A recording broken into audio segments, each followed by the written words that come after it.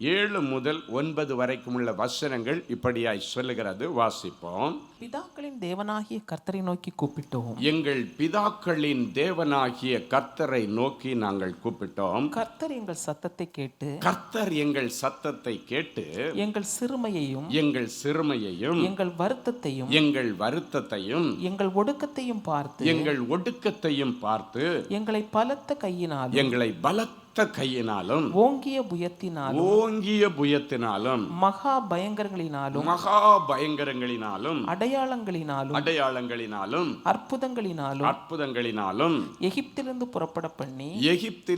புறப்பட பண்ணி எங்களை இவ்விடத்திற்கு அழைத்து வந்து பாலும் தேனும் ஓடுகிற தேசமாகிய இந்த தேசத்தை எங்களுக்கு கொடுத்தார்.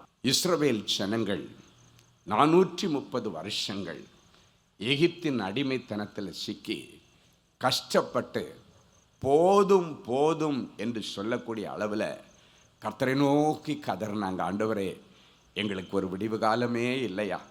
நாங்கள் இங்கே ரொம்ப சிரமப்படுத்தப்படுகிறோம், நாங்கள் ரொம்ப அற்பமாக நடத்தப்படுறோம், எங்களை ரொம்ப ஒடுக்குறாங்க, எங்களை அடிக்கிறாங்க, எங்களை ரொம்ப அடிமைப்படுத்துகிறாங்க. ஆண்டவரே, நாங்களும் மனுஷங்கள் தானே, மனுஷர்களுக்கு உரிய மரியாதையோ நடத்துதலோ எங்களுக்கு கிடைக்கல, மிருகத்தை நடத்துகிறது போல எங்களை நடத்துகிறார்.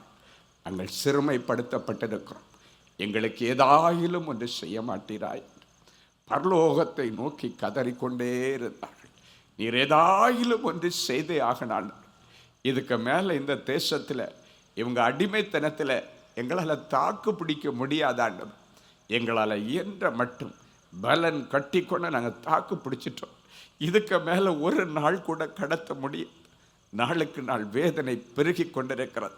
எங்களை ஒடுக்குறாங்க, எங்களை அடிக்கிறாங்க, எங்களை ரொம்ப வேதனைப்படுத்துகிறாங்களே, எங்களை ரொம்ப வருத்தப்படுத்துகிறாங்க. ஆண்டவர், எங்களை ஒரு மனுஷனாக அவங்க கன்சிடர் பண்ணல. ஆண்டவரே, நாங்கள் ரொம்ப சிறுமைப்படுத்தப்படுகிறோம்.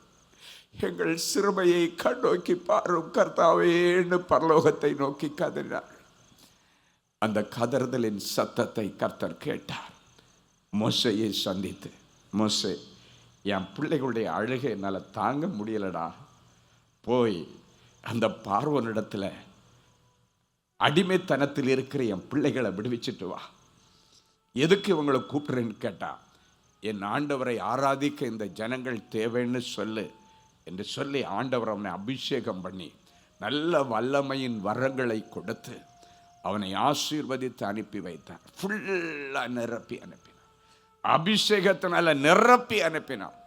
அவன் நிறைய போராடுவான், விட முடியாத அளவுக்கு நிறைய தந்திரங்களை பண்ணுவான், மந்திரங்களை பண்ணுவான், மந்திரவாதியை கொண்டு வருவான். அதையெல்லாம் தாண்டி நீ ஜெயமெடுத்து அவர்களை அழைச்சிட்டு வரணும்னு சொல்லி ஆண்டவருடைய அபிஷேகத்தினால் அவனை நிரப்பி அனுப்பினான். இன்றைக்கும் ஒருவேளை நீங்கள் இருக்கிற குடும்பத்திலே, நீங்கள் வாழ்கிற இடத்திலே சிறுமைப்படுத்தப்பட்டிருக்கலாம், அற்பமாய் நடத்தப்பட்டிருக்கலாம். போது ஆண்டவரே, எனக்கு வாழ பிடிக்கல, ரொம்ப கொடுமை அனுபவிக்கிற ஆண்டவர், விரோதிக்கு கூட இந்த கொடுமை வரக்கூடாது ஆண்டவர், இதிலிருந்து எனக்கு ஒரு விடுதலை இல்லையா என்று கண்ணீரோடு நீங்க வந்திருக்கலாம்.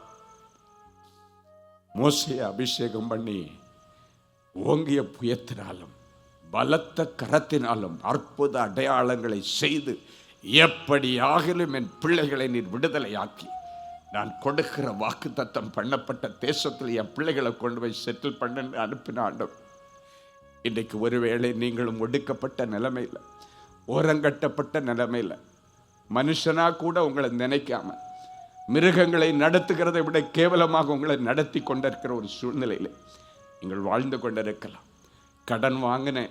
கடன் வாங்கினதுக்காக இப்படியா என்னை அடிமைப்படுத்துவாங்க?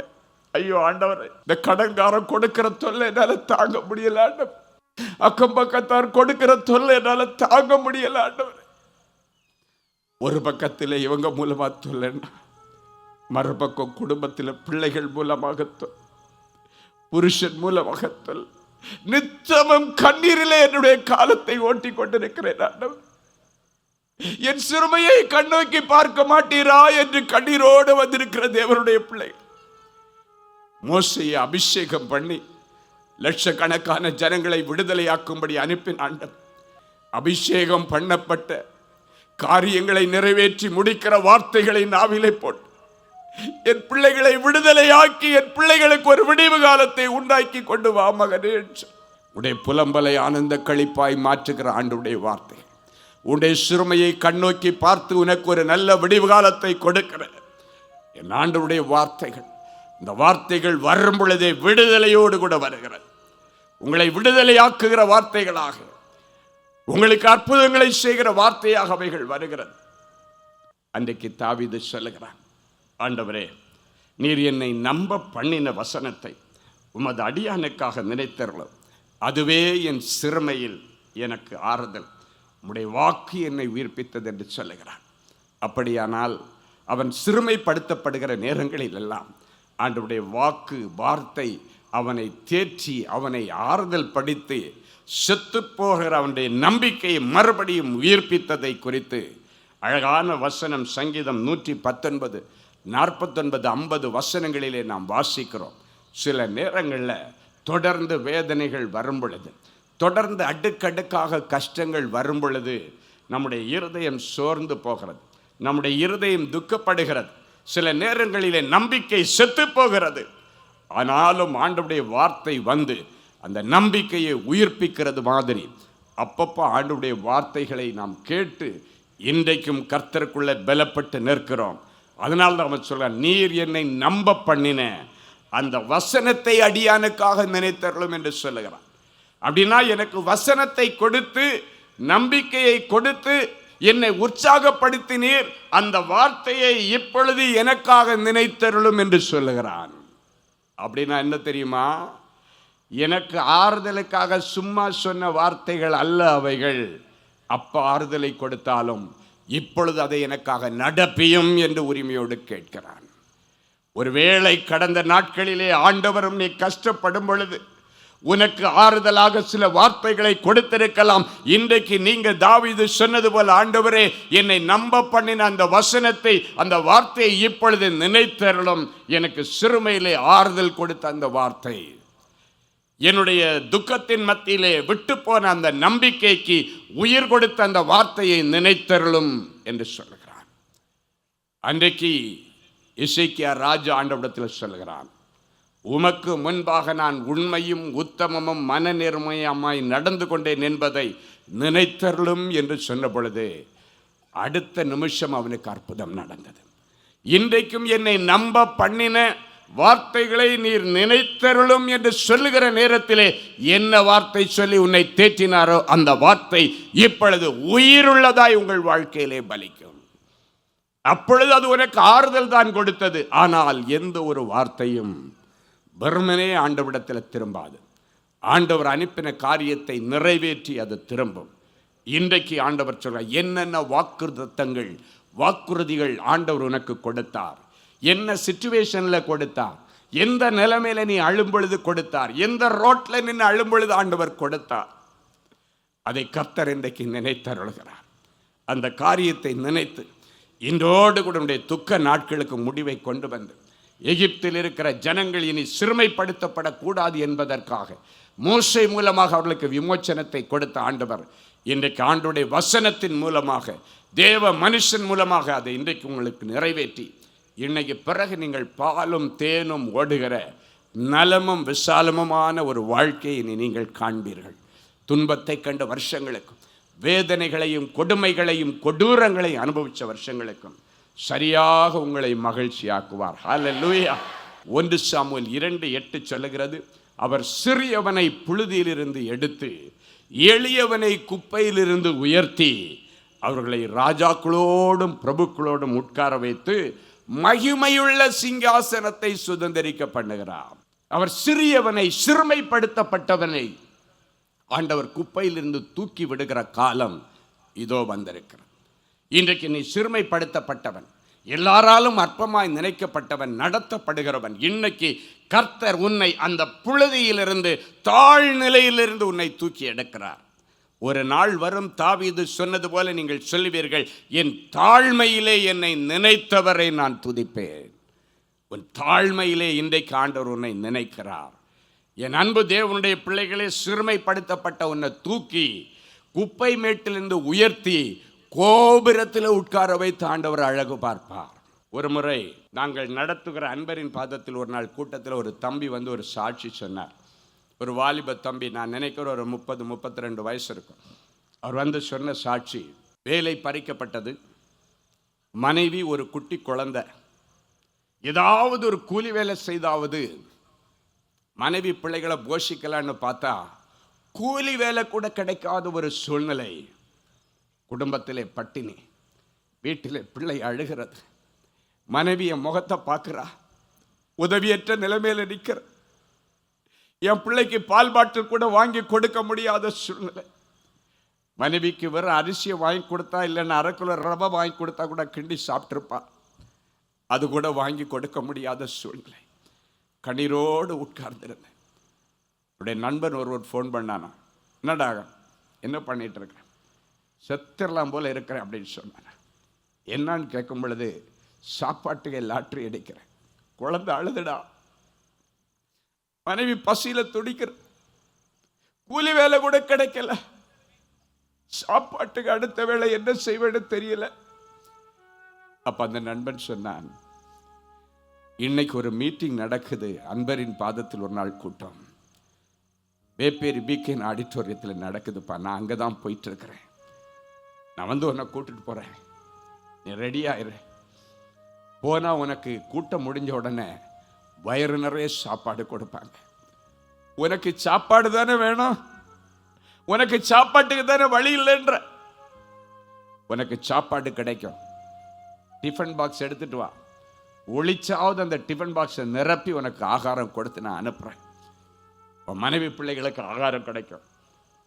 நம்பிக்கையோட ஆகாரத்திற்காக நான் வந்தேன் என்று தம்பி சொன்ன, அழுதிட்டு சாட்சி. சாப்பாட்டுக்காக நான் நண்பரின் பாதத்தில் இன்றைக்கு இதை சொல்ல எனக்கு வெட்கமில்லை. எல்லா ஜனங்களுக்கு முன்பாக, ஆயிரக்கணக்கான ஜனங்களுக்கு முன்பாக சொல்றேன், சாப்பாடு கொடுப்பாங்கன்னு சொன்னாங்க. நான் சாப்பாட்டுக்காக வந்தேன்.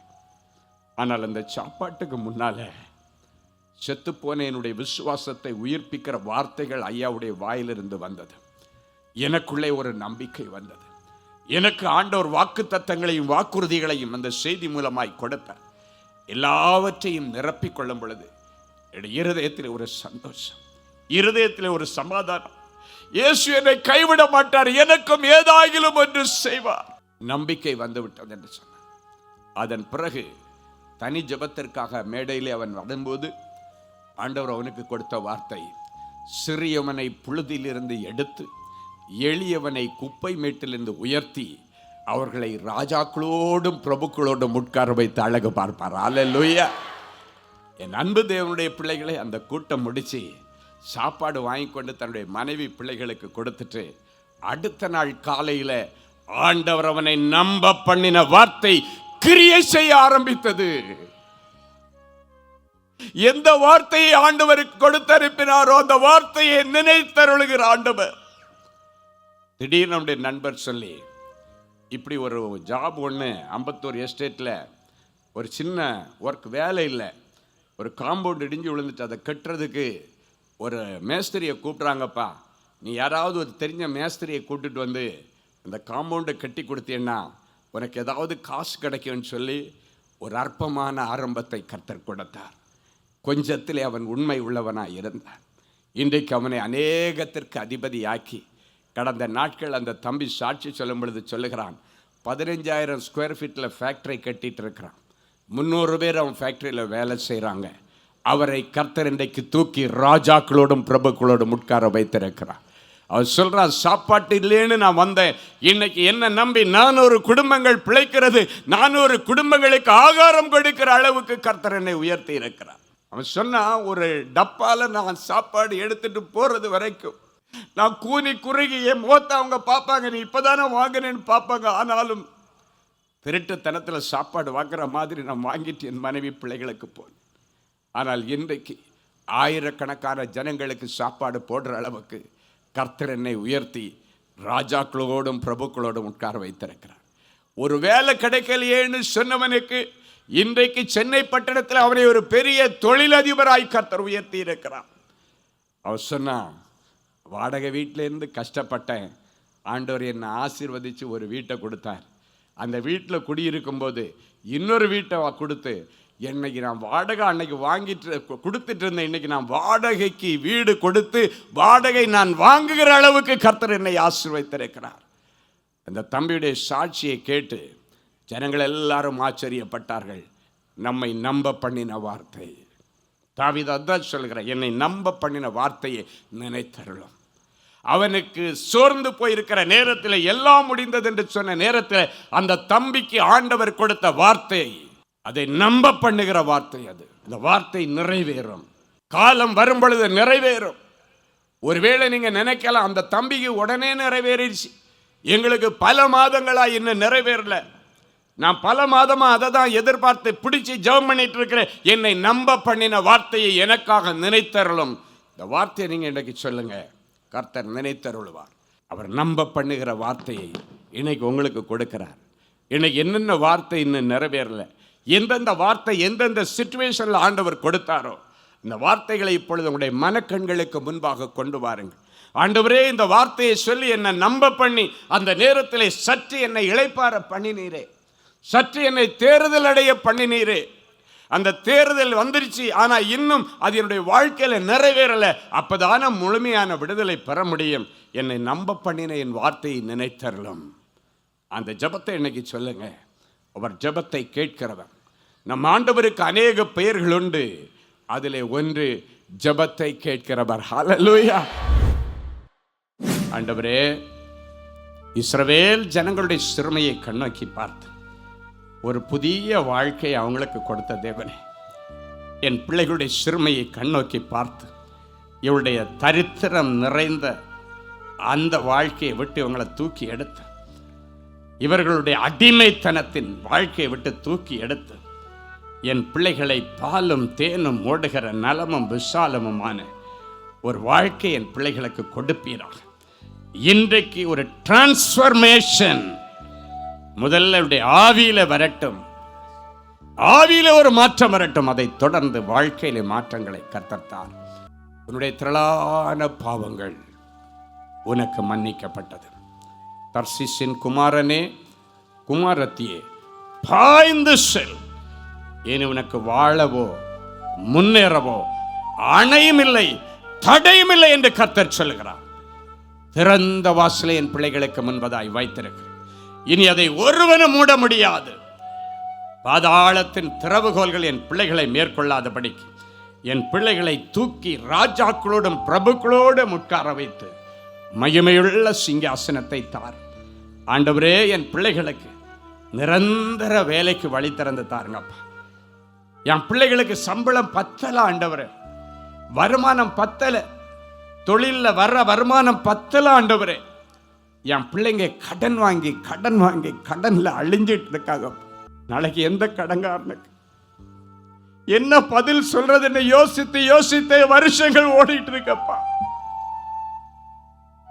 இதை யோசித்து யோசித்தே என் பிள்ளைகள் வயசு ஏறிட்டு போகுதுப்பா.